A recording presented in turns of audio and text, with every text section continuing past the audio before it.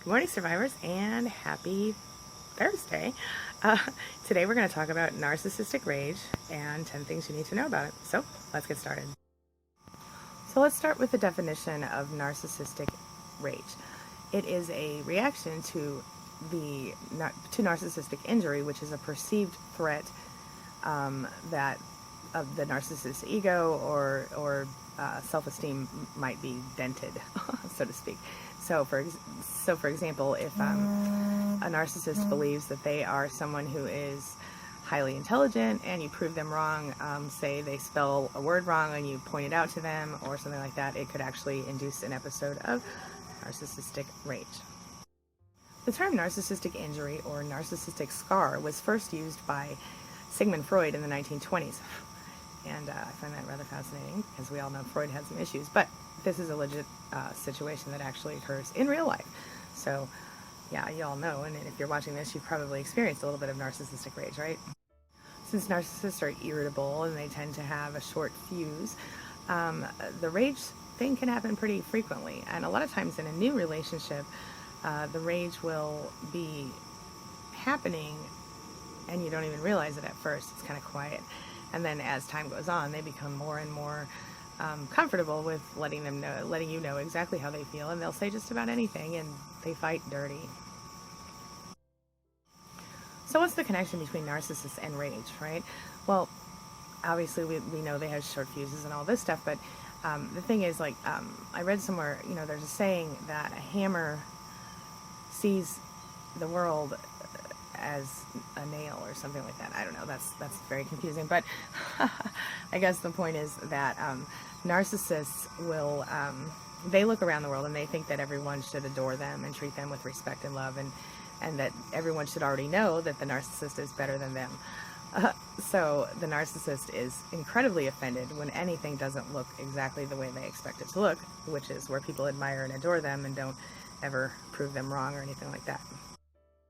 Of course, the narcissist always wants to be your first priority, and that will include your children, that will include your bills. All of those things should come behind the narcissist, according to him or her. You have to remember that what is at the core of a narcissist's psyche is incredibly low self-esteem. While they seem to be people with huge egos and, who believe that they're better than everybody else, the truth is that they secretly always kind of think they're a faker. They always kind of hope nobody finds out that they're really not as cool as they act. But it's more than low self-esteem. It's actually like a narcissist has such a strong lack of self that often they kind of make themselves into something that they're not by emulating other people and things like that. And so anytime they get called out on their behavior or their personality or their attitude, a narcissist is going to fly into a rage if the injury doesn't come first, So a lot of times narcissistic rage and narcissistic injury go hand in hand, and the instant that the narcissist feels butthurt, y'all know what I'm talking about anything, the rage is sure to follow. The injury sometimes lasts for just a minute before the rage comes along. So basically narcissistic rage happens when the narcissist is threatened to the core, when he or she is made to kind of take a look at him or herself and doubt the illusion that he or she has put up in front of them in front of you or their other victims. So the narcissistic rage occurs when the narcissist feels as though the next blow to his or her psyche, the next thing that you say, could be the one to fully knock them out, right? So it's an ugly thing. So what do you do when a narcissist starts raging at you? How do you deal with that? Assuming the rage is verbal and not physical, the constant overzealous rage, then the best thing you can do is wait until it's over. And then if you want to, you can try to talk to them tomorrow or the next day when they feel better. But the fact of the matter is that a narcissist is absolutely not going to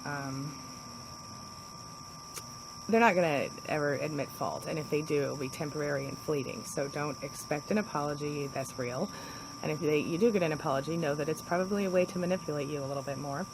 And as far as the you know, it's always, as always, the gray rock thing. If you can get away from them, walk away. If you can't, say nothing. Let them sputter it out. Let them just say what they got to say. Let them rage. You know, if you feel extra brave, take a video. Show it to them later, but I promise you they won't like it. No narcissist likes to have his or her overblown ego showed to them. No narcissist wants to admit that they're not what they think they are, and no narcissist can handle the idea that you might be able to prove them wrong. So if you're in the situation still, the best thing you can do is wait.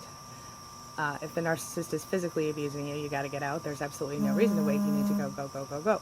Go to your local police station, call the local shelter, visit cleanbeing.com and check out your local, check out the resources page for domestic violence.